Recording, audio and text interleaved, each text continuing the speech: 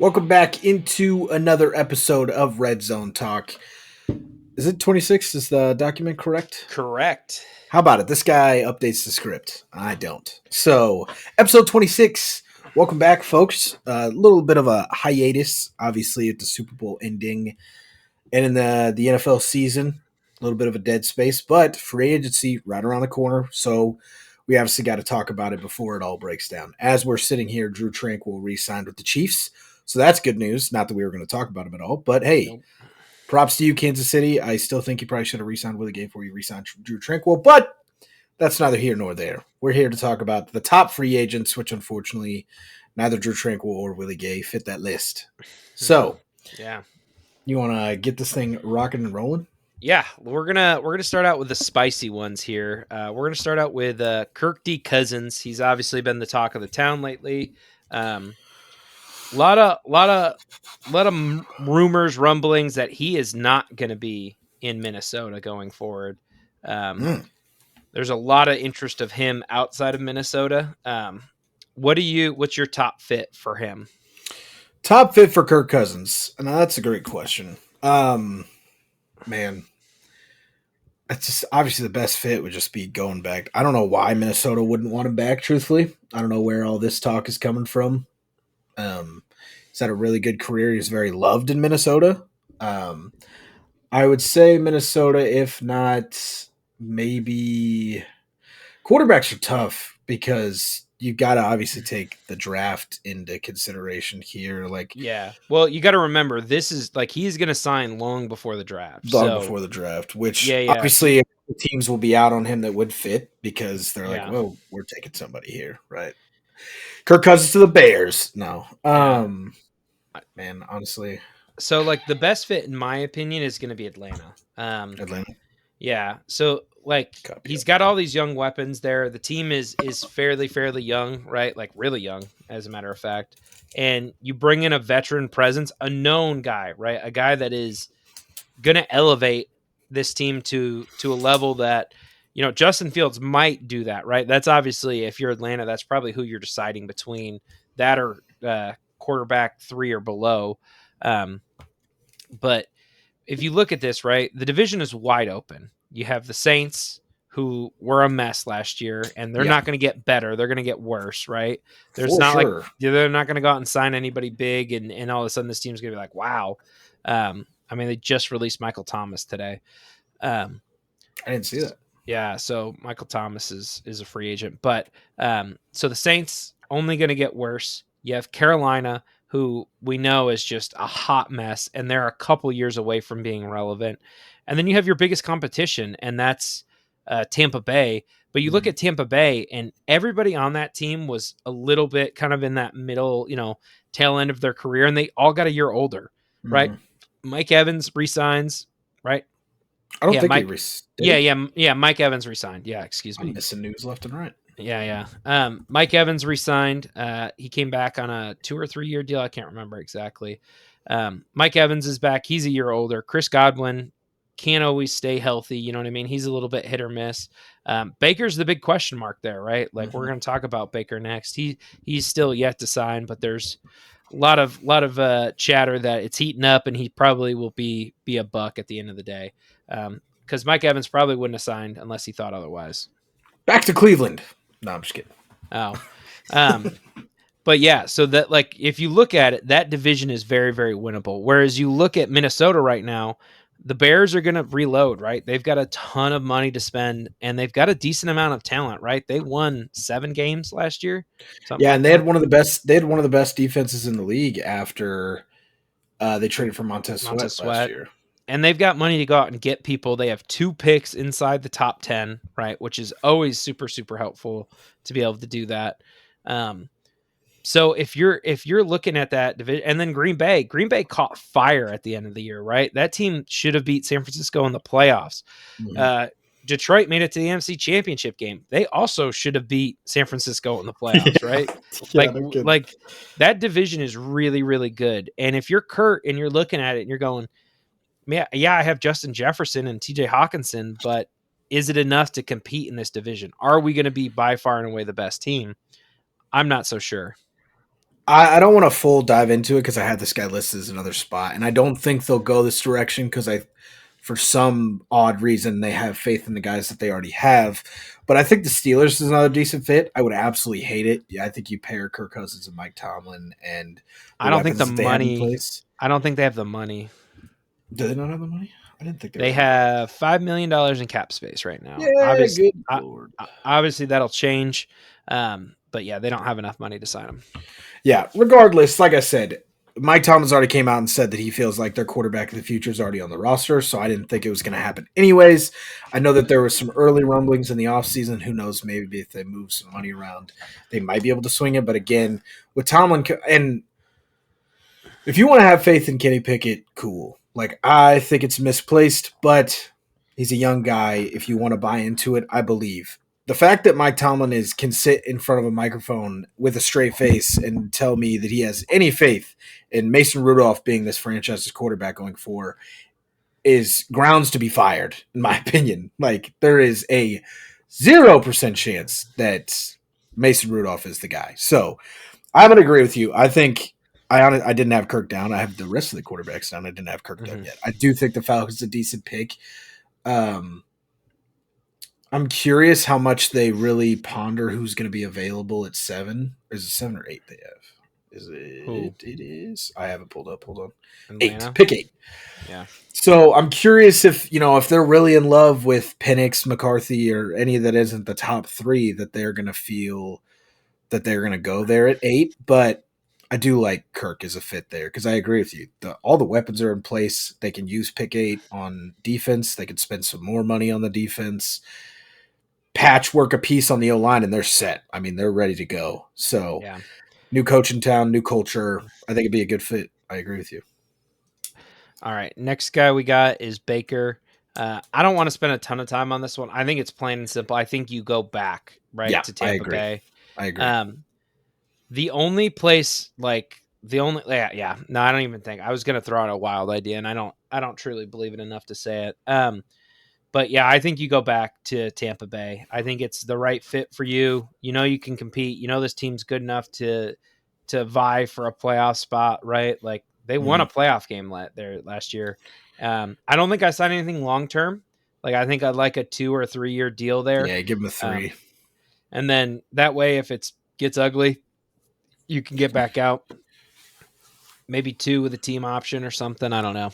Yeah, I also have Tampa down. I think this is probably the easier one of the day, the easiest one almost, to just have him land back in Tampa Bay. One that interests me that just came to my head, and I'm curious if this is the same one you thought about at all. But Mhm. maybe Denver. Sean Payton comes calling. He's like, "Hey, you know, Yeah, the money doesn't make sense with does it? Denver. Oh yeah, with their dead cap. Yeah, I they're literally have definitely the cap space pulled up, and I'm just not looking at it. yeah, they don't have the money to go. Like Yeah, Baker's going to command probably 35, 30. 40 million. Yeah, Like I think anywhere between 30 and 40 is my guesstimation. I'm guessing that's what's slowing them down from re-signing him is the number he's asking for is higher than they're willing to pay, but he's definitely a 30 plus million a year guy at this point. So it kind of narrows the window of teams that can really chase after him. blame the Giants. It's Daniel Jones' fault. All right, wouldn't be Yeah, asking for all this money if Daniel Jones didn't get. Was it 40? I think it was 40 a 40 a year? year. Yeah. That's asinine. I can't believe they did that still. Um, Anyways. so yeah, didn't need to spend a ton of time there. Ryan Tannehill, I think, is actually one of the more intriguing names out here. Mm-hmm. Um, I have him going to a team that you mentioned earlier. I have him going to the Steelers, right? Mm. If you truly think like, hey, you know, Mason Rudolph or Kenny Pickett is our guy, bring in a veteran, bring in a Ryan Tannehill and see what he can do, right? Mm. Worst case scenario, he's a high end backup, you know what I mean, for this team, or he might end up competing and being the starter for this team. So Yeah. he's a guy that fits pretty well into that team, right? A run first. He's athletic enough. He's a little bit on the older side, but Heavy play action, a lot of that yeah, stuff, the boots and everything. yeah, he fits what that team wants to do. Again, I don't think he's going to sign for a ton of money, right? I think No. he's probably going to get back up like a $10 million a year deal at this point in his career. Um, at like kind of backup money. Mhm. And for him, you just want to try to compete for a job, and that's probably one of the places that's going to call, and you're going to have a chance to compete. Yeah, and I would agree. I would think that he would want a stable organization to go to as well. Yeah, I do not go back up Bryce Young, Carolina. Horrible idea. Stay Yeah. away at all costs. Um, I think a little more. Well, I guess this just depends on where Tannehill feels in his career. I don't think this may be what he goes with, but I think a team like they're dead last at cap space. Probably not them. I had Miami down originally. Going back to No, Miami, they could. Miami could get him. yeah, Yeah. it's what I'm looking at shows them dead last at cap space at -20. So Yeah, but like we said, Tannehill's going to get 10 million. Like those mhm. teams that are even -20 will get to a point where they can get him. So Yeah. So I think that, I mean, again, Tua, some injury issues. He's played healthy all year, obviously, but it's still in the realm of possibility. It is something, firstly, it's something that every NFL team should plan for, especially teams that want to compete. If your guy goes down for 4 games, what is your win loss record in those 4 games? That could swing you from into the playoffs, out of the playoffs, from the 5 seed to the 1 seed. So he has familiarity in Miami. Obviously, it's a completely different staff at this point, but you go back to Miami where you got drafted to.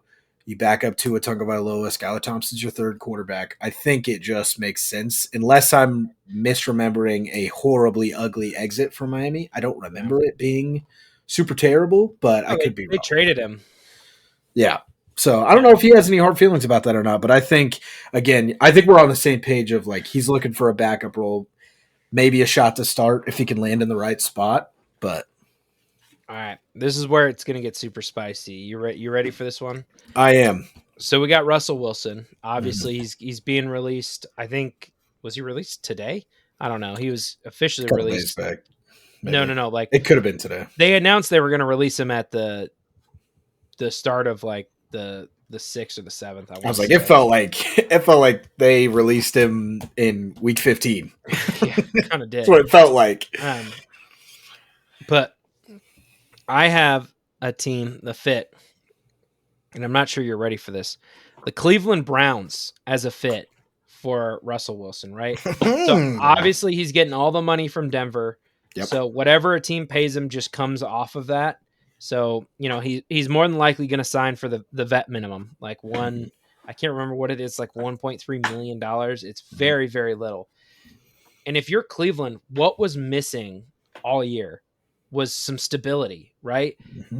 If you took what Russell Wilson did and put it in Cleveland, I mean, that team might win that division. You know what I'm saying? Like it's not insane to say how good that defense is and how much talent there is on that Yeah. roster. Yeah. Um, like you put a Russell Wilson in there and it's a good fit. So it's a team that has a quarterback issue that they also over dramatically paid and they need help. And he's a really, really cheap. He's the best. He's going to be, and this is also ready. He's going to be the best value free agent signing this offseason. Yeah. I think it's very hard to disagree when you talk about getting any player for under $2 million. You get a former Pro Bowler for under $2 million. Even if I it was five, under like, five. like we talk like he wasn't great in Denver, right? It wasn't like the best. It wasn't perfect. I'm not saying it was, but he was still an average to an above average starter in Denver, right? Mhm. And somebody's going to get him for $2 million. Yep. Like those types of scenarios just don't happen very often, and it's gonna fix a team. I'm not saying he's gonna make the playoffs. I'm not saying he's gonna throw, but I mean he threw 20. What was his stats? It was something like 27 touchdowns.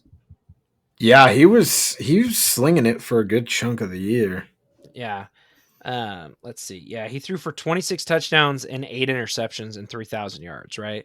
So, I mean, that's good enough to be a difference maker. And I really like the fit there. Where do you see Russell going?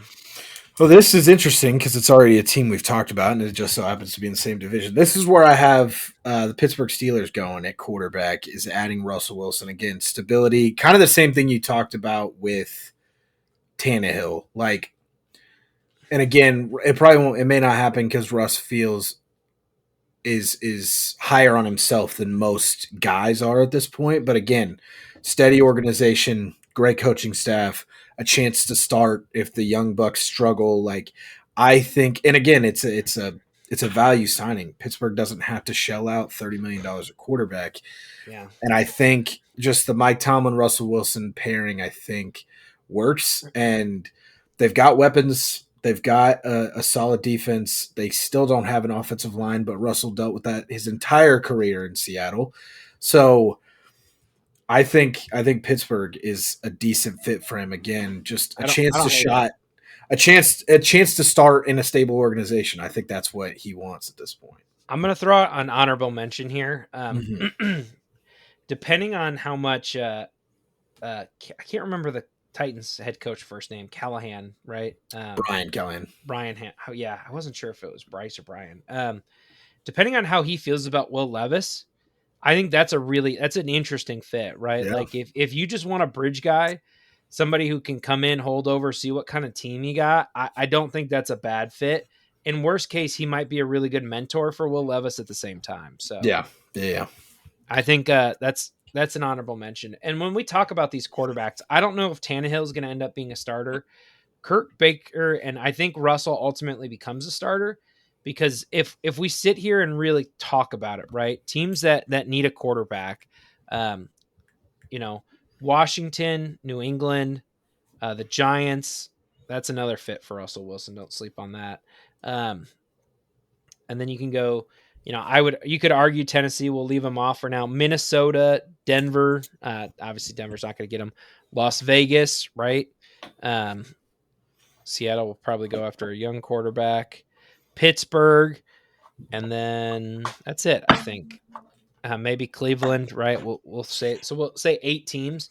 There's Mm-hmm. 6 rookie QBs and like 6 viable starting options at rookie QBs, and then there's 3 on the market. So, and 2 of those QBs are probably going to go to a team with an older quarterback, right? Like, What about Josh Dobbs, Tim? No, I'm just kidding. yeah, but That hype died, didn't it? yeah, very quickly. I remember us. I think we had a headline that was like, "Josh Dobbs should be a starter next year." I very What a distinctly remember what a that. couple of fucking idiots. I regret writing that one down. Um, like Russell Wilson will ultimately be a starter or competing for a starting job. I truly, truly believe that. This game of musical chairs, somebody gets left off all the time. You know what I mean? It might end up being Justin Fields, who has kind of a weird home. Go ahead. You're talking about bridge quarterbacks, this, that, and the other. Patriots take Marvin Harrison at 3, Russell Wilson to start next year. How do you feel? I don't think it's crazy. Like I don't think it's an awful idea. I would rather us do. I'm leaning more into the idea that the Patriots should just take Marvin Harrison at 3 and then just take whoever's available at 35. Like genuinely, like they could wait at 35, or if somebody slips, you know what I mean? If Bo Nix is somehow still available at 28, do you trade up, you know what I mean, to go out Yeah. and get a guy like that? Like I would rather them do that than just feel like because ultimately, if you take Drake May or Jane Daniels at 3, and he's got nobody to throw to, and there's no no explosiveness there, like what's the point, right? I Like agree, yeah. you're And replacing there's Mac Jones with nothing. and this I mean, I do think like sometimes I feel like Marvin Harrison is overhyped, and then other times I feel like he's underrated. This is the it's tough to obviously say this after seeing Jamar and Justin come in the way that they have, but like this guy is a better prospect than those 2 guys coming out, in my mind. At least from See, what I can remember. we've had this conversation. Justin Jefferson was not a top prospect, right? Yeah. Like he was taken way later. Now he a better it he's up there with Jamar, right? Like Yeah. in recent history, like it's debatable if he was a better prospect than Jamar. Like that's an interesting conversation. Justin Jefferson is not even Yeah. as a prospect in the realm of this conversation. Yeah. And I think, and again, I just couldn't tell you the last time we've talked about a receiver the way that we do Marvin Harrison, and Yeah. the hype of if quarterback wasn't so important, this guy might be the number 1 overall pick at receiver. Like that doesn't happen a ton. So I don't think it's a terrible thing. Also, big shout out to Devontae Parker. Somehow has been dead last in separation, creating separation at the wide receiver spots 4 years in a row. Yeah. Dead last. Not like 132 of 133. I'm talking dead last of every receiver tracked. 4 straight years of not separating off the football at all. That's New England's second option right now? Third?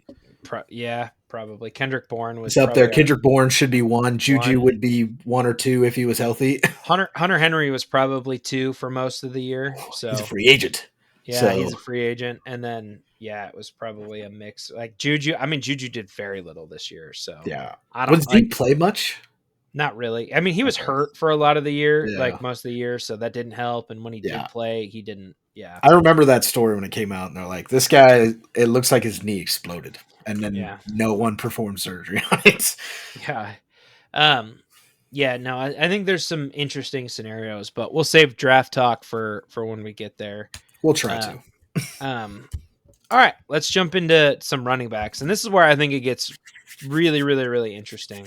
We could do a whole show on the running back free agent market. I know we're only going to talk about 3 or 4 of them, but like there is talent out the ass at the running back spot, and for good Yeah. reason because teams don't want to pay him.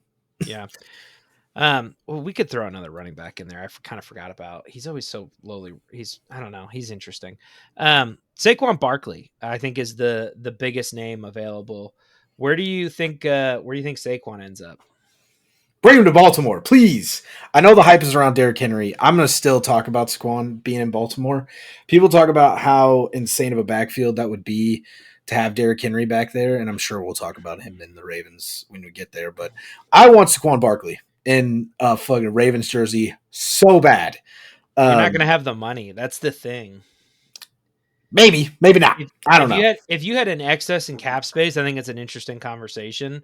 Like you're going to have to go out and get like Derrick Henry will be in your price range. I don't think Saquon Barkley will. How different is that price range? $4 million a year? Yeah, $5 million a year. Really? I'm surprised, honestly. But for a team that's negative $10 million in cap space, yeah, you know what I mean? That $5 million is dramatic. You know what I mean? We would have just re-signed Matabike. It wouldn't be as bad, but the tag kills, obviously. Again, I want him in Baltimore. I do think that that's, to me, the best fit. I'll talk about another one unless you want to talk about the Texans. Is that who you had down? No, it is no. not. Okay, cool. I'll talk about this. Saquon Barkley in a Houston Texans jersey. I think that is a fantastic fit. You bring him into CJ Stroud. You give him another pass catcher out of the backfield, the most reliable running game because Damian Pierce went AWOL all year long. Maybe Pierce is a good second back behind Saquon Barkley. I think they're going to look to spend money, and I think a dynamic running back, especially one that could catch passes out of the backfield, younger, obviously not a young buck anymore. He's 26, 27. Yeah. But I think in that offense with a franchise quarterback, I think it makes a lot of sense on the field. And I just think Saquon looks at the experience he's had in New York and sees a true young franchise quarterback worthy of $40 million and says, yeah, I'd like to play with that guy. I think it makes sense on all sides. Yeah, he's 27 to be exact. Yeah. I have 2 interesting fits as well. I have him staying in division. I ultimately think he ends up with the Philadelphia Eagles. God, I think that's a really good fit. And you know, what if I told you with all that talent that the Eagles have $40 million in cap space? They can't keep getting away with this. Yeah, right. That's how I feel. That's how I insane. feel. This happens. I think like if he wants to go to a spot that he can win, right, and win right away, I think that's a really, really good fit for him. Yeah. And I think he would love playing in his own division. I think he's like, oh, I get to play the Giants twice a year? Sign me up. Yeah, I think there's a little bit of hatred there, but I do really, really like that fit. I think that's an interesting fit. And then I don't know where I have it written down. Oh, the other team I have is the Panthers. If you're Bryce Young, they have Miles Sanders, but I ultimately don't think Miles Sanders is on that roster next year. We'll see. I'm surprised they haven't cut him already, honestly. Yeah. But if you're the Panthers, you say, we lacked explosive weapons, right? And we need help. And you look at the wide receiver group, and boy, is there not much there. So they're going to have to get they're going to have to figure out a way to get creative to get some weapons in there. And Mhm. I think overpaying for Saquon Barkley is not out of the question for a team like that. Now, does Saquon want to go to a team that's not necessarily competing? I don't know, but I mean, he's been talking about his money. Like he has been very vocal about wanting to get paid, and I do think that Carolina would be a very well off spot that could overpay him and not really care about it. Does he really want to leave the dysfunction that is the New York Giants and go to more dysfunction? That part draws it into question a little bit. But if he's playing for the dollar signs, there's probably nobody that's going to shell out more money than Carolina will. I can tell yeah, you that. it's probably true. Yeah. All right, let's talk about Josh Jacobs. Where do you have him ended up? Unless I'm The missing some. the Go ahead. youngest running back out of the top guys available, 26. 26. Unless I missed anything crazy with him coming out of Vegas, I haven't gone back to the Raiders. I Yeah. think Antonio Pierce feels like, I mean, he's a defensive guy, right? And I feel like he's going to want to take the air out of the football. He's coming off 2 great years. I think they should want to keep him in Vegas. I don't think you look at Aiden O'Connell or Russell Wilson, whoever it is, or if you draft somebody and you're like, yeah, let's give him less weapons, right? Let's let a guy walk when we can easily just bring this guy back in. Now, does Josh Jacobs want to be back there? I don't know. Um, to me, obviously, the best fit is just staying home, and I think Mhm. that's the case here. So, sorry to take the boring answer, but Yeah. I have two interesting spots for him. I have the Chicago Bears being one. Again, teams that want weapons that there just isn't many on the free agent market are going to have to find guys, right? mm, Um, and so I think for Chicago, whether it's Justin Fields or whatever young quarterback, if it's Caleb Williams, right? Having a Josh Jacobs at 26 to just ground and pound and take some of that pressure off is going to be huge. It's going yeah, to be a difference maker for that team. So I really like that fit. The other one that I'm not sure you're ready for is the Tennessee Titans. Is the other team that I have as a yeah, fit for Josh that's a Jacobs. great fit. You're just replacing Derrick Henry with a younger version of Derrick Henry, right? Yep, The difference between Derrick Henry and Josh Jacobs is Derrick Henry can at least kind of catch the football, where Josh Jacobs, just forget it. Like the guy is just not going to catch a lot of screens or anything yeah. like that. The other difference is getting 30 carries a game, which I'm sure Tennessee might go to if they have Yeah. Josh Jacobs back. So again, another team that's going to have a young quarterback, whether it's Will Levis or one of these free agent guys, I think adding a weapon like that would be really, really smart for a team. Um, but I don't hate the Vegas fit. I don't think that's crazy, but I think you're gonna see it, right? Like running backs are undervalued. There's no doubt about that, right? Like they're not gonna get paid insane deals, but teams that are desperate for weapons are good. Somebody's gonna just it go what? He got how much? He got Mhm. $20 million. Like he got a Christian McCaffrey contract. You're like, for him, for that guy, really? Like, but it's gonna happen. I Yeah.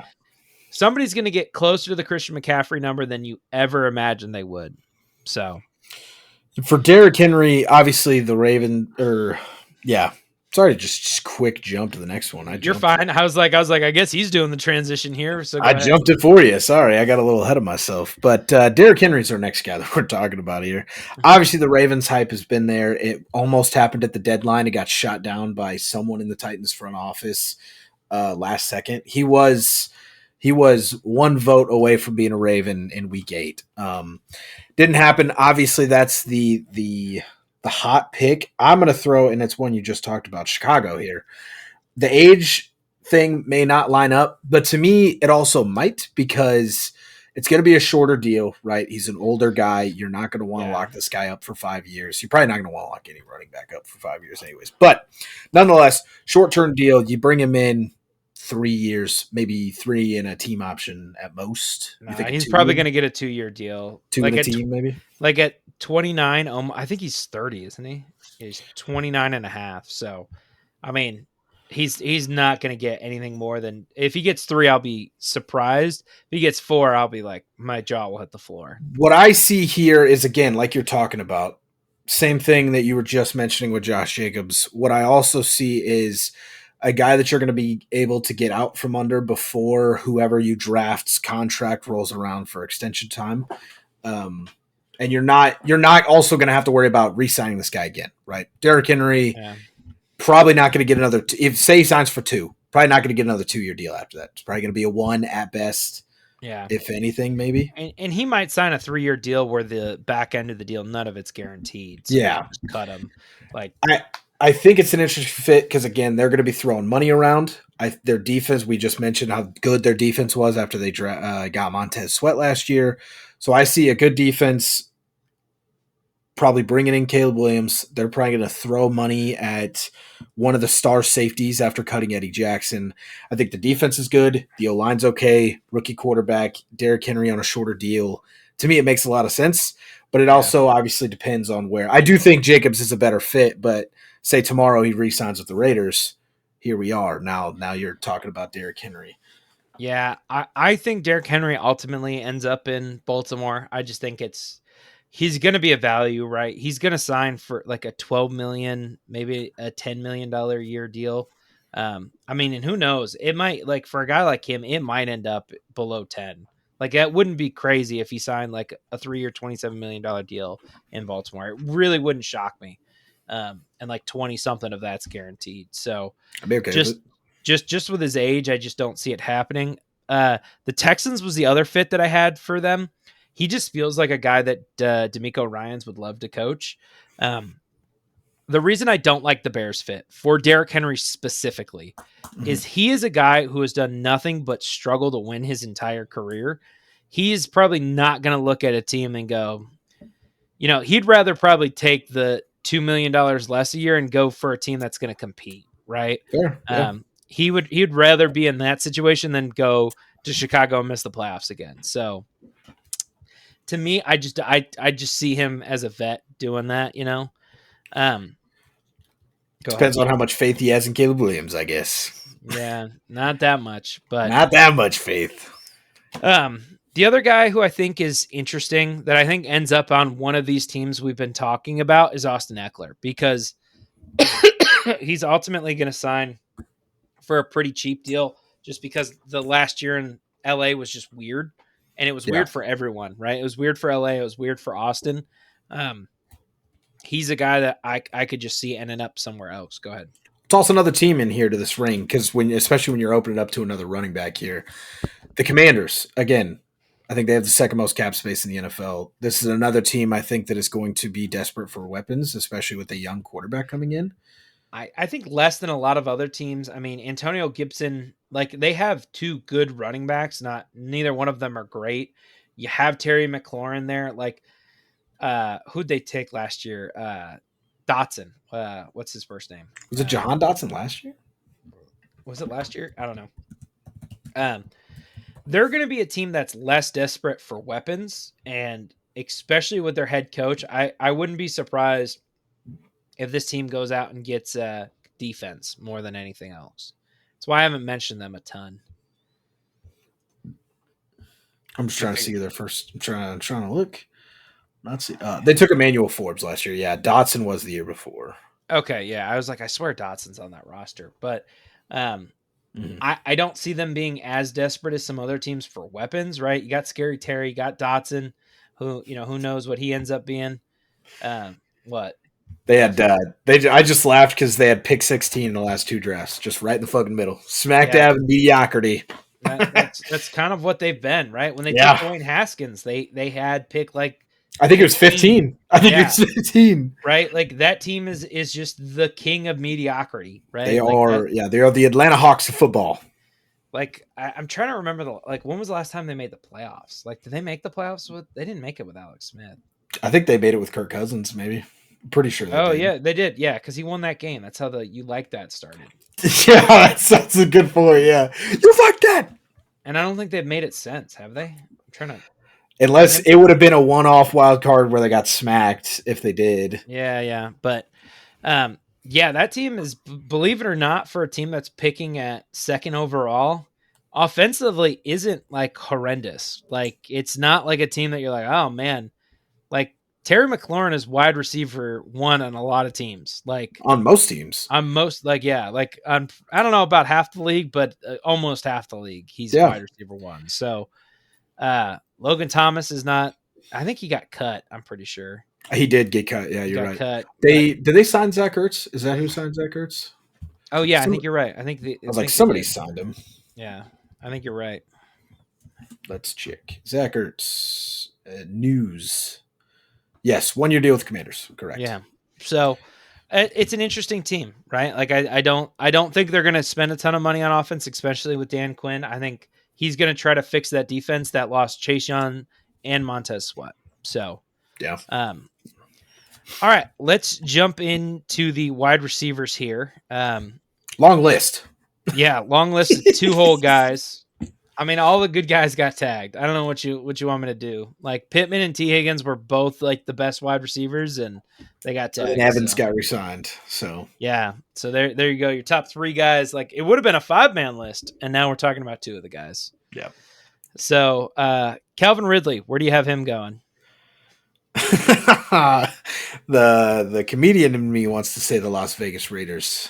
So get him out there in Vegas. Gambler. The gambler.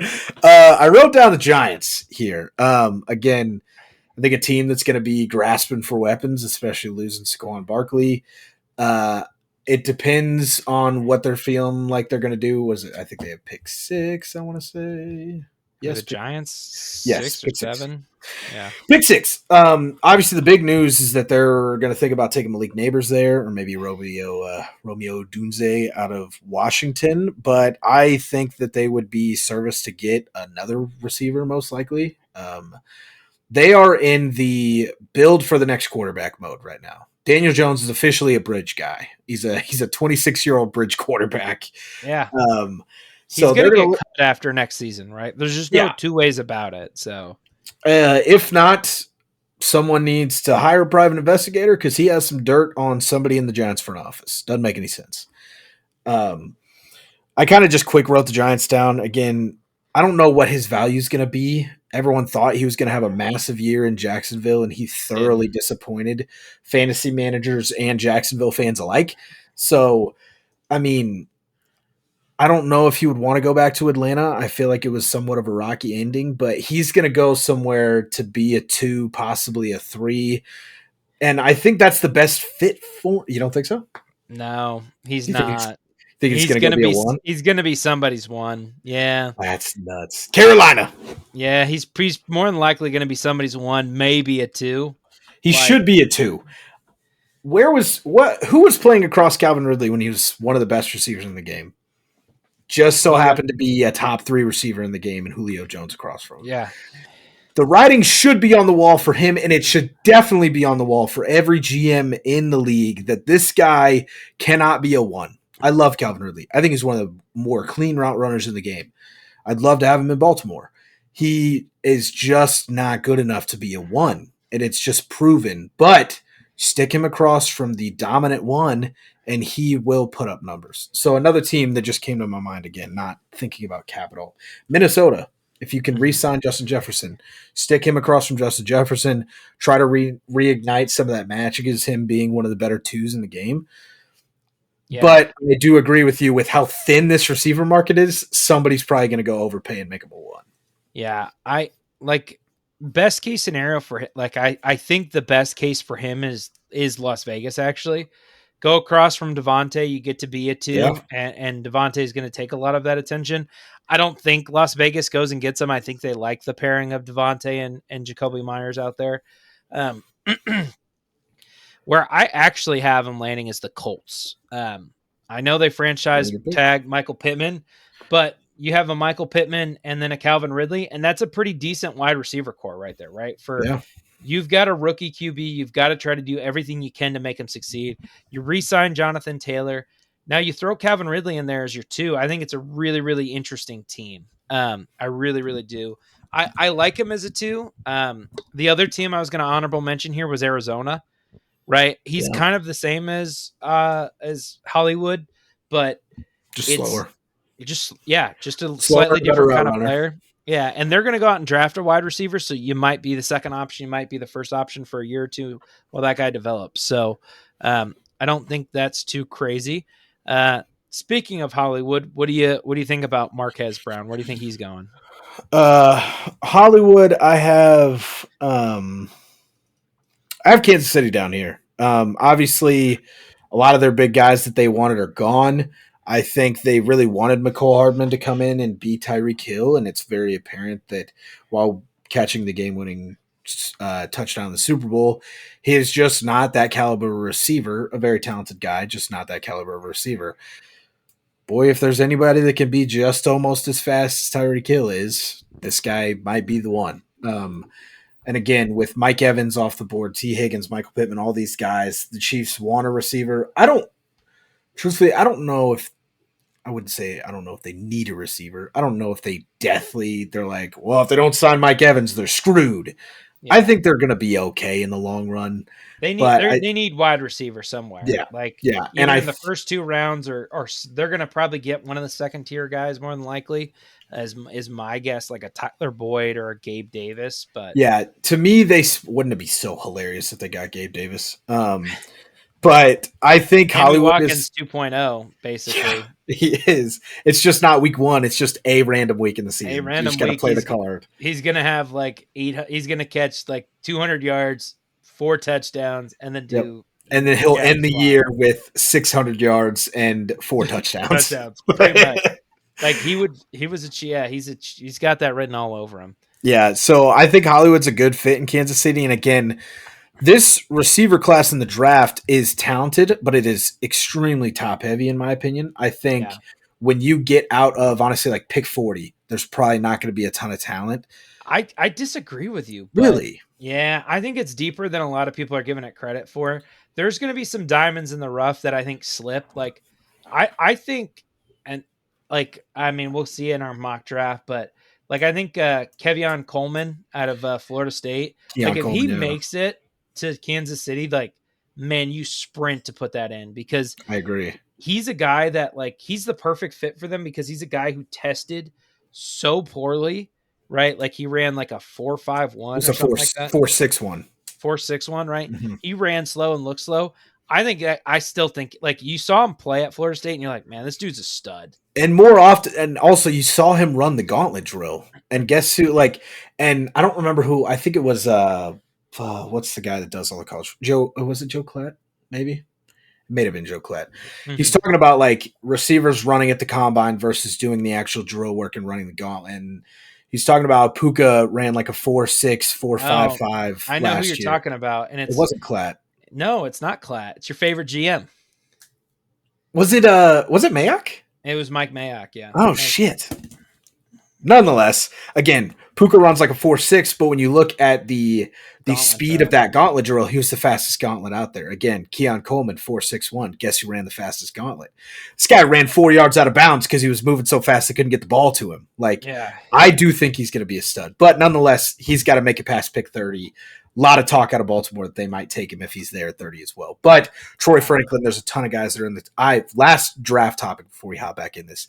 I swear to God, if the Los Angeles Rams draft Lad McConkey, I'm done. All right. If they just another white stud receiver to tack in and just a No. great route runner, I don't think they're going to go receiver in the first round with Puka and Cooper Kupp, but Yeah.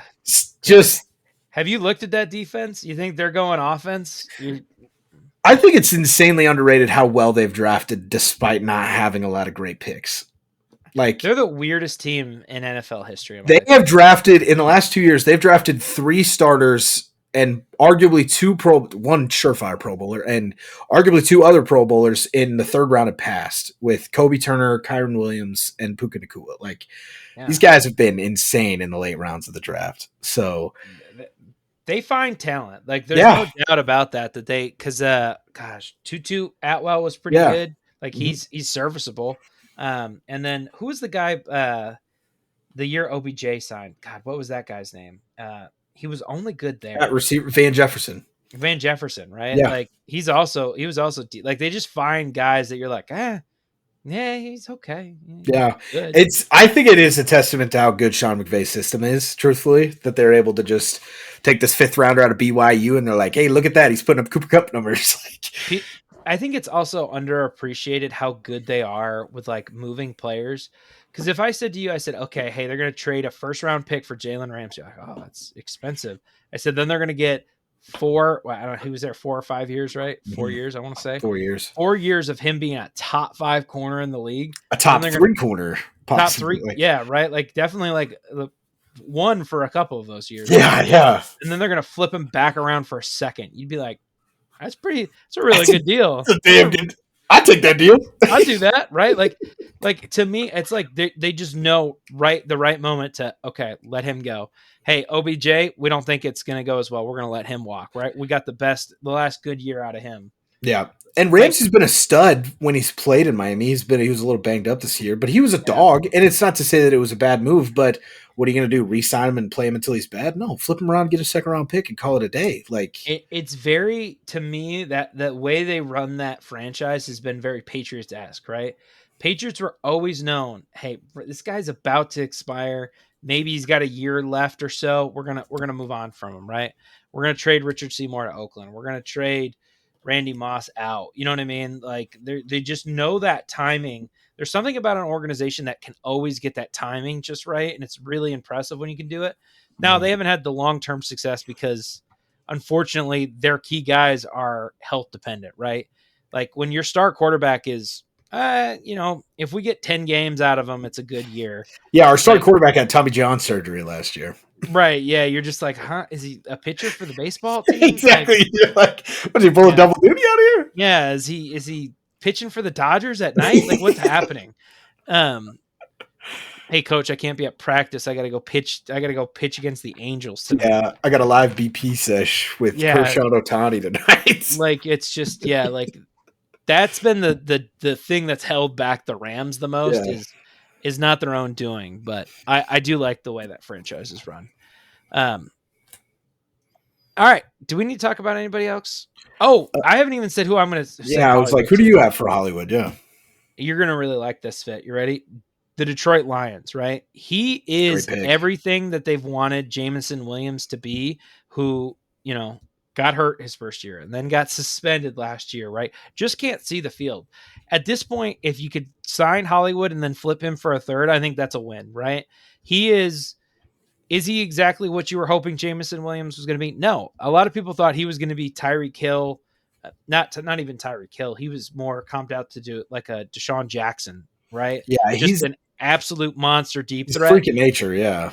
And Hollywood isn't that, right? Hollywood is 75% of that. Maybe 60% of that. But that's still what that team needs, right? You don't need a possession guy. You don't need a Michael Pittman. You got Amah, and then you got Sam Laporta. You need somebody who's going to make an explosive play. And Hollywood's been able to do that when given the chance. So, Yeah, and even if you keep Jameson Williams around, it's not a bad thing to have two guys that can take the top off in a four receiver set. That's yeah. never a horrible thing to just be able to run the corners and throw to whoever the hell gets open. Like, So I think that's a team that like people are sleeping on. I think they're gonna try to double down and say, "Hey, we got to try to compete with San Francisco. We can't do it with just the guys we got." yeah, So, I agree.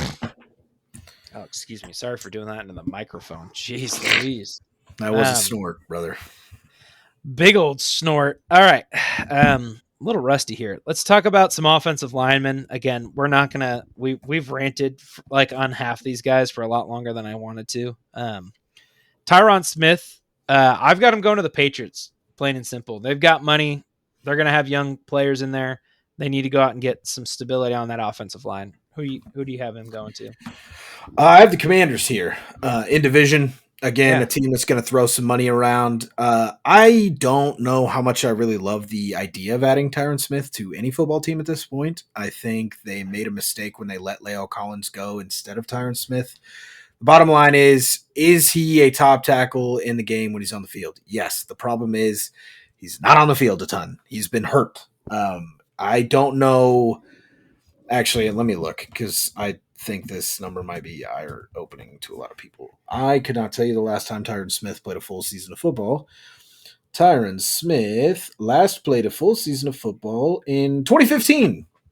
He has missed 4 or more games in every year since. He played 13 last year, but played 4, 11, and then 2 before you get back to 2019. So he had a stretch where he played 17 games in 3 years.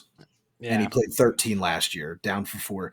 And again, is it a big deal for a guy to miss 4 games? Not a ton. When he's your franchise left tackle, it's a big freaking deal. Like Yeah. you're taking the most important part of your pass protection, and you're just gotta wave him out for 4 games. That sucks. So, but again, the Commanders, I don't think are really going to care a lot about that. They're like, hey, that guy's a really good offensive lineman. Let's go get that guy, and Yeah. then he'll be an 84 overall superstar by the end of the year in Madden. So, All right. And I'm going to save us some time on this next guy, Trent Brown. I have him going to the Commanders. Everything you just said about Tyron Smith applies to Trent Brown. Not been very healthy, been slightly hit or miss. He's good in New England for whatever reason, was bad in Oakland. That's why he got traded back to New England. When he's healthy, he's good. He's not always healthy. He's probably 80% of what Tyron Smith is when he's healthy, but still a viable starting option for somebody out there. who did you have for Tyron Smith? The Patriots. Mm.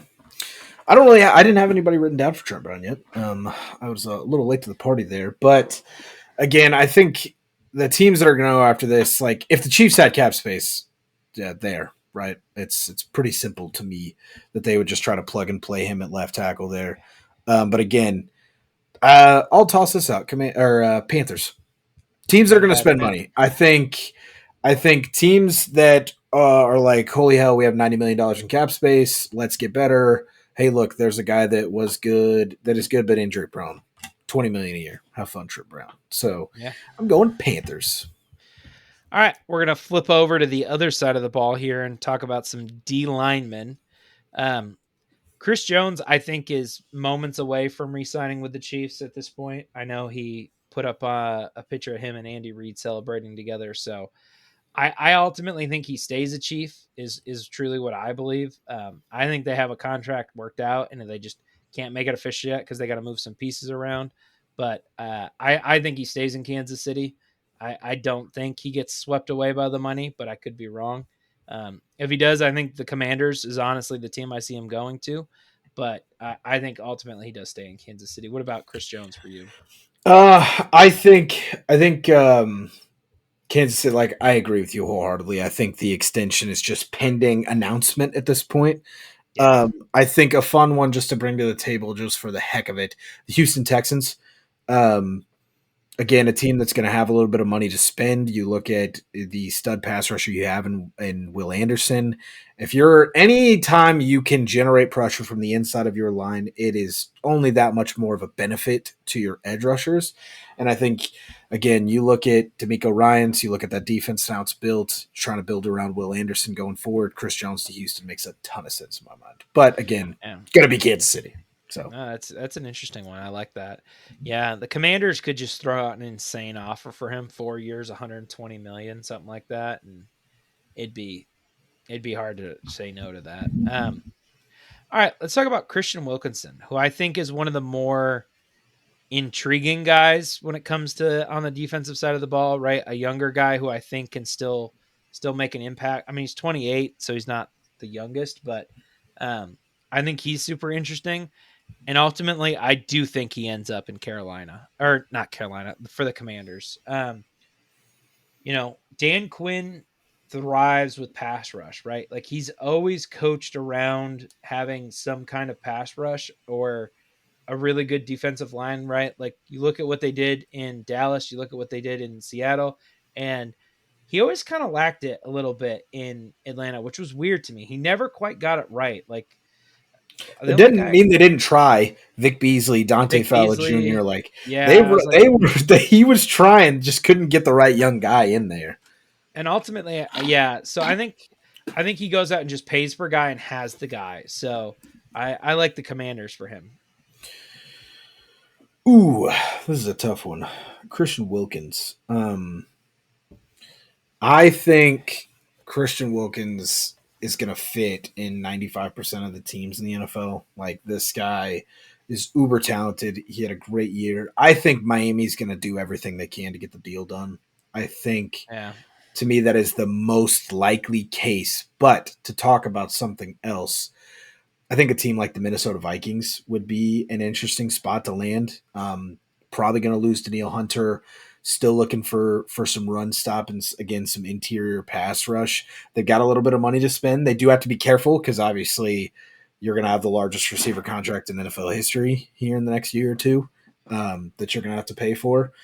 Um, but I do think again he fits in any defense. Like I could sit here and spin you that he's going to sign with any 20 teams in the NFL that have the cap space to get him Yeah. because he fits anywhere that you play him at. I'm gonna give you a sleeper team. Philadelphia Eagles. Shoot me in the head. Fall is right. So like you're not gonna bring back Brandon Graham. You're not gonna bring back Fletcher Cox, right? Mhm. It's time to move on. Jason Kelsey's retired. That old guard is starting to move on. You know, Are you moving him to the edge? I no, you just I mean, who was his DC that he had the great year with last year? Vic Fangio. Where's Vic Fangio now? Yeah. Philadelphia. The only issue is, and I guess it hadn't stopped them when they had Fletcher Cox and the other two guys, they have Jordan Davis and Jalen Carter already at the inside.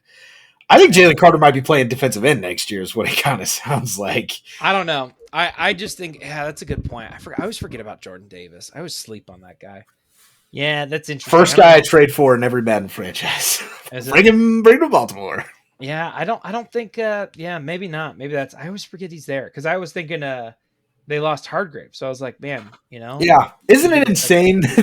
They had Hargrave, Cox, Graham, Jordan Davis, and Jalen Carter all on the same team. well, yeah, And and then Hassan Reddick was also on that team. Yeah, like that team is just loaded they down with guys.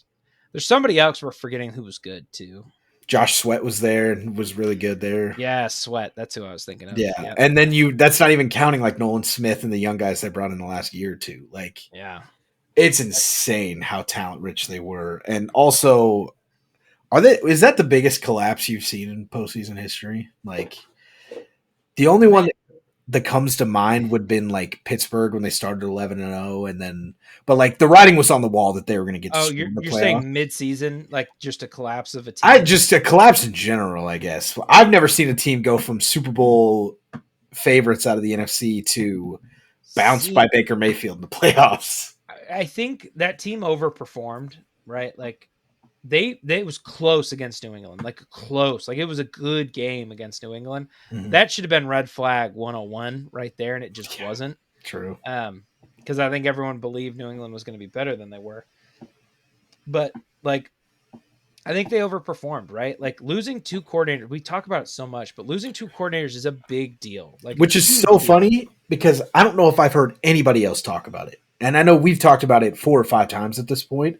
The fact that they started 9-0 or 8-0, whatever it was, with missing both of their coordinators was an asinine thing that they Like accomplished. we could sit here all day and talk about teams struggling once they lose their offensive coordinators, right? Eagles win the Super Bowl, they lose Frank Wright.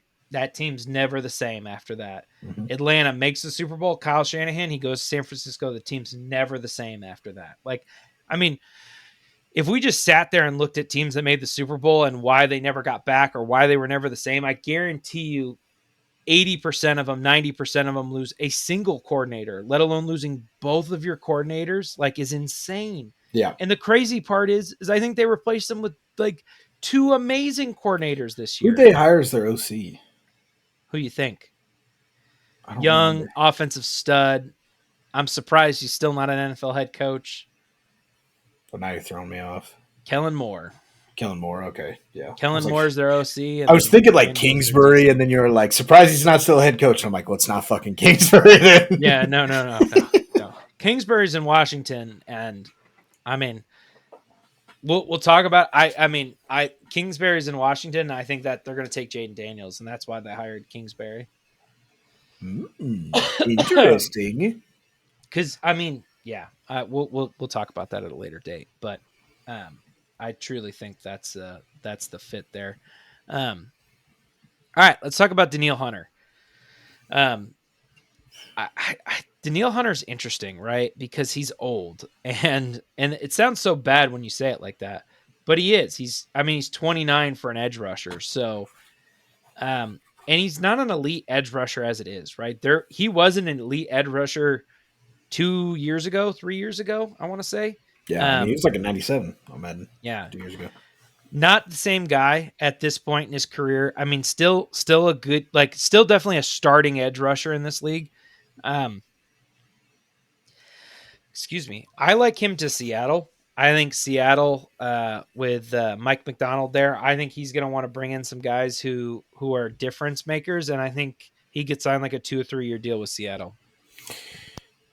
Interesting. I like that fit a lot. I think my fit here is going to be. I just had it and I lost it. The Cincinnati Bengals. Hmm. Again, a team that I think is still searching for some edge rush. They drafted Miles Murphy last year and got little to no production out of him. Now, granted, again, he was a later round pick, didn't play a ton, but they are looking at Trey Hendrickson and they're like, good Lord, let's get this brother some help. And I think Yeah. when you're talking about trying to chase down Lamar Jackson and Deshaun Watson, I think you look at Danielle Hunter and you're like, I bring him in 2-3 year deal. They've got 40-45 million in cap space, which is insane to say, but I Yeah. think Danielle Hunter makes a lot of sense for Cincinnati. I think they do need some edge rush help. All right. And then a guy who was pretty impactful as a second choice here, Chase Young, who had an underrated Super Bowl. I really thought he was good, really good in that Super Bowl. Um, he obviously needs the correct scheme fit. It's not just, you're not going to just plug and play him, right? Like, he's not going to go to Carolina and then you're like, oh, perfect. Brian 12 Burns. sacks. And yeah. You know what I mean? Like, alongside of Brian Burns, I actually don't hate it. Yeah. Um, he's definitely not a one. I still think he's a better option than a lot of people probably realize at this point. I did we talk about him last time and how similar he is to Javion Clowney? Yeah, I think we did mention. I don't remember if that was Okay. on the show or afterwards, but After, okay. yeah. But yeah, he's literally Javion Clowney, right? Like, if he's your one, you're in trouble. If he's your two, you really, really like the guy, and you go, man, that guy could Yeah. be a one for somebody. And then he Yeah, goes if and he's a he's one for somebody, and then he's not a one, and then you're like, oh, he's a two again. He's pretty good. He's like yeah. some like Javion Clowney has just found a career. Like, he's been around for so long for a guy who's just so okay. Like, you know what I mean? And I think Chase Young is kind of going to fall into that category. I actually had him going to the Bengals because I thought alongside of Trey Hendricks, you're going to get him at a value, right? You're not going to Yeah. pay him elite edge rusher money, but I still think he's a guy who can come out and contribute.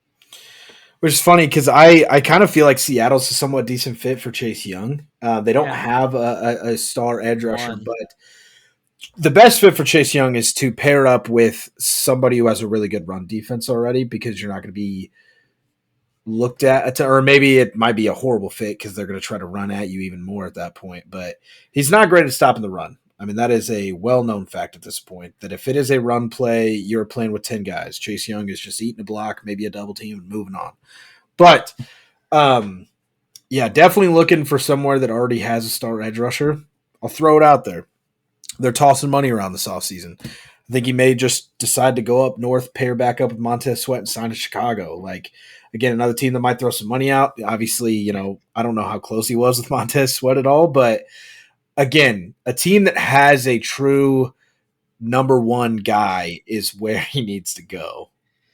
I'm smiling. I'm gonna push us along here because you're gonna like this. The next guy we were gonna talk about was Kendall Fuller, probably the best cornerback available. I also had him going to Chicago. And Um, as much as it sounds insane, folks, I promise you, Chicago's probably going to walk away with 3, if not maybe 4 of these guys that we're talking about. they've Like, got money to they spend, have right? got money to blow, and especially if they do go with Caleb Williams and they're not impending a Justin Fields Contract, yeah. extension, yeah, they're gonna go buck wild because again, that team was so improved in the second half of the year last year, and they are going to try to capitalize. At the probably this is as much as you talk about how competitive that division is, it's probably the weakest it's been in 10 to 20 years because Aaron Rodgers doesn't play there anymore. So Yeah. not that the Packers are slumps or anything, but again, the Bears are looking and they're like, this is our shot. We gotta go. Well, you're not even getting the funny part of it is you're literally rebuilding the Commanders defense in Yeah, Chicago. yeah, because Montez Sweat, Chase Young, Kendall Fuller, but with some better pieces around it, right? yeah, Like yeah, like yeah. like Kendall Fuller is the two with oh Jalen gosh, Johnson Jalen Johnson just as the resigned. one, just resigned today. Mm-hmm. Uh that's a really good fit, right? Like that's a stout defense. That's a top defense in the league, and a very scary one. So I'd love to see that happen. So Yeah, Kendall Fuller here. Um, I mean, everybody could use corners, right? Like this is not.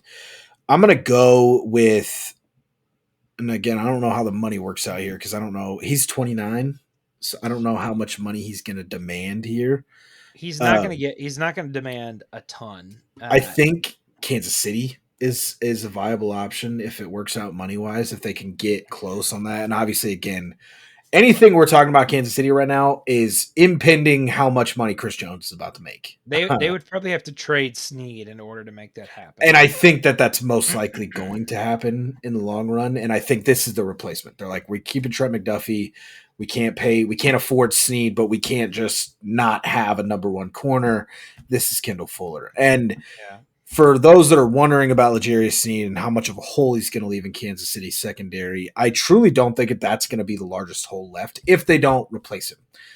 If they let him go and they don't bring in anybody else in, and they have to move McDuffie out to the outside, to me, that's the biggest hole. Is your slot corner. That archetype of player has become extremely important in today's NFL. The slot corner hybrid safety, can blitz, can cover, all of these things. Your Trent McDuffie, Kyle Hamilton kind of guys are extremely versatile and important to today's defense. And I think Trent McDuffie could be a fantastic outside corner, but I think that's a massive hole you leave in your defense at that point.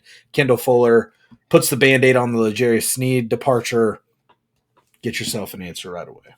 Yeah, I think Chiefs end up they might go corner, they might go wide receiver. Kind of, I think it depends on who's available to them in the draft. Yeah, So if they're smart, they will just copy the Baltimore Ravens playbook and take whoever the best available is at one of your positions of need come pick yeah. 32. Do not reach and take a running back at a LSU just because he caught a couple passes from Joe Burrow in a great year. All right, you learned your lesson here. All right. Last now we're just on to safeties. That's all we really have left. Who would have thought the safety market would be as Popping, flush as it is here? popping. Um, Kyle Duggar's an interesting one. He's 28. He's older than I thought he was. Yeah, That's I the agree one, with that. right? Like I thought he was like young. He's not. He's 28. It's actually insane. You're like Kyle Duggar's a year younger than Daniil Hunter is. Yeah, That's an insane sentence because Daniil Hunter's been in the league for 5, 6 years, yeah, 7. and Kyle Duggar's coming off his rookie contract. Yeah, exactly. Out of the second round. Yeah. Kyle So Duggar would have a fifth year option right now if he was a first round pick. I think with the transition tag, I think it makes him stay in New England, I agree. just because they can match any deal. So I don't think we need to spend a ton of time on Duggar, just because, yeah, I think he stays. Um, I thought the Denver was an interesting fit, especially with Simmons being let go. I just I think New England's going to match any contract that's thrown his way. So Where I think Kyle Duggar will go, and again, I agree with you because transition tagging Kyle Duggar for the chance to match, you're letting Michael Onwenu yeah, away, letting him walk, and he played guard and a little bit of tackle for you guys. That is a big, like a massive loss. It's a big loss. Like you're losing a very a good starting lineman, which are hard to come by to a certain degree in today's NFL. That means that they think very highly of Kyle Duggar and they want to keep him here as. yeah, And honestly, it kind of forces the extension hand of it. If you're willing to pay a guy any certain amount of money, but you think he's asking for more than what the market might be, you're like, all right, well, go test it. And we're probably just going to match whatever the hell is out there yeah, because we don't think you're going to get what you're asking for anywhere else, anyways. The yeah. other interesting fit here, I think, would be like the Commanders. I think you're going to find a defensive head coach that wants like a A captain of his Tiger. secondary. That's Yeah, where he's going to land. So like Commanders of Dan Quinn, maybe he's the guy that fills the role in Chicago for Eddie Jackson leaving, something along those lines. yeah. I mean, and you just talked about like Duggar is that safety linebacker style kind of guy. Yeah. The guy who's going to guard the tight ends, can blitz really, really, really well. So there's going to be somebody who values him for sure. He's not going to just kind of go unnoticed here. Um, Now we get into the guys we didn't expect. Justin Simmons, obviously a cap casualty. Denver Broncos. Turns out they gotta let some guys go. They gotta find some cash somewhere. They let some quarterback go when they're $85 million in the hole, Yeah, sucker. it's almost like they took the largest dead cap hit in NFL history by double the previous amount, and they've got to make room for it along the way. I didn't realize Matt Ryan was such a large cap hit when they cut him, but Yeah, that was wild to me. yeah. I They could was make it big. surprised to see They Justin Simmons mm-hmm. Oh, go get ahead. Sorry. cut the way he did, but and I know I just mentioned Chicago for Kyle Duggar. This to me feels like another Chicago Bears signing again. Eddie Jackson's on his way out. They've got money to throw around, and I know that we've tossed their name on literally between the both of us like 8 different guys at this point. But they like good safety play, defensive head coach. You're losing Eddie Jackson, who's been a long time great safety for them. It just feels like a great fit. I've got him going to the Bears. Yeah, see, I see him more as a Seattle guy. Like I think Yeah, Mike McDonald. Gosh, why can't I get that guy's name right? But I think he's gonna see Justin Simmons and like, you know what I mean. They need a lot of rebuilding. They cut a bunch of guys. They cut they Diggs. cut They cut both of their Jamal safeties. Adams. Yeah, Yeah, so they need a complete rebuild, and I think Simmons is probably going to be on the cheaper side. He's not going to demand a huge haul. How old is he? I don't even know. he's only like 28, 29, 30 at Yeah. max, I would say. So again, he's not going to command insane amounts of money. That's his number. He's 30. Um, Yeah. so I think he could be a good value pickup for like a Seattle. He could be. I think Commanders aren't crazy, right? These guys with defensive head coaches are going to value these guys a lot more than teams with offensive head coaches Yeah, for and I sure. know I know what we're talking about is real boring because we've named the same 3 or 4 teams. Here's the thing, folks. This is a defensive heavy free agent class, Yeah. and like the top 4 teams in salary cap all have defensive head coaches that have been hired in the last 2 years.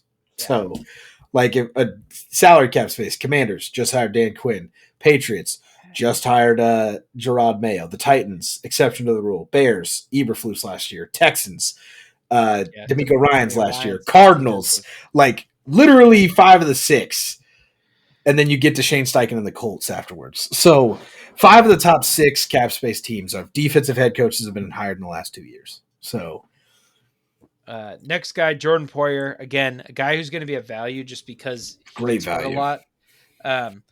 I actually have him staying in division. I have him coming over to New England. At 32 years old, he just feels like a kind of guy that they're going to be able to get for cheap.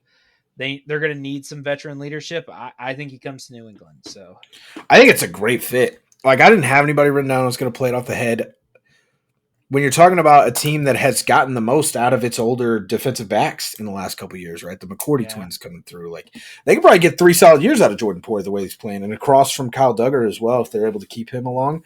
The only thing, and again, depends on what Duggar's contract ends up being. If they're like, yeah, we'll throw some more money at the safety spot, but again, the New England way is paying talented guys to play in their system, and their system is much different from any team in the NFL, right? I mean, that's the reason that they have won as much as they have, is because they run their system and they don't really care what happens, yeah, right? It's a great pick. yeah. I mean, Peppers is there, but it would just. I think you got to rotate guys. They need as much secondary help as they can get. That is for dang sure. Um, all right. Well, cool. I think that's going to do it for this episode. We will have an episode next week. Um, so I think you'll probably see this on the 8th. We'll probably have an episode on the 15th, assuming that some of these names sign, and we'll talk about the signings and kind of react to it. Yep. If a lot of the big names haven't signed by Wednesday or Thursday of next week, it'll probably be the 22nd that you get an episode. Just because we're gonna wait until a lot of guys sign. It just kind of depends on volume. We'll play it by ear. If over half this list is signed, you'll definitely see us then. And then again, we'll be on a big hiatus. We will have an episode coming out on the 19th. That'll be our official mock draft. We have locked in a special guest for that episode. It is the second special guest in the history of us doing a podcast together. Yeah. It's the same one. He's coming back for a second episode. Grant Falcone coming back on to do a mock draft with us. So We're going to do a turn-based mock draft of who we would draft. It's traditionally how we like to do mock drafts. We're not NFL insiders. We don't really know what's going on around the league, so we don't have that insight.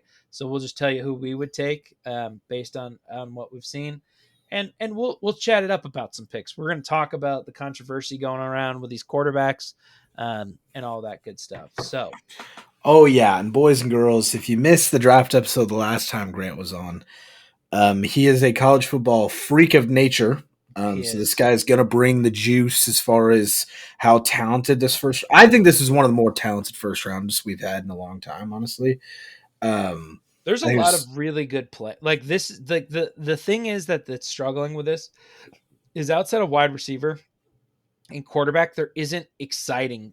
Like there's a lot of good offensive linemen. There's a yeah, lot of now. Is there a huge defensive guy that you're like, oh yeah, I gotta go out and get yeah. that guy? There's no Miles Garrett, there's no Trayvon No, Walker or anything like yeah. that. But I mean, like we're talking about a guy like Chop Robinson that apparently might be available like pick 30 that could come in and be a difference maker on day one for There's Baltimore. So there's some people who think Chop Robinson might be a second round pick. I know. And there's some people I've seen him mocked at like 11. So I Yeah, couldn't tell you. We've he still got to do all that info. he's one of those guys that people are just like, ah, you either love him or you hate the guy. Apparently, Yeah. And I wouldn't be surprised if he landed in Baltimore. We have a thing for drafting Penn State edge rushers as of late, and he fits that role. He is a yeah. Penn State edge rusher. So yeah, we're going to get real down and dirty. And again, Grant's going to bring the juice for it. He is a Bears fan, so he'll lead us off with the Bears pick at number 1 overall. Yeah, I'm real excited. I haven't talked to Grant in a while, so we'll get back in the lab. I'm sure he'll make me look like a fool once or twice throughout the draft on my lack of knowledge about somebody. But yeah, I'm very excited for that episode when it does come around. You got a lot of time to study up. So, Yeah, I'm gonna need it. all right, you want to tell these people later?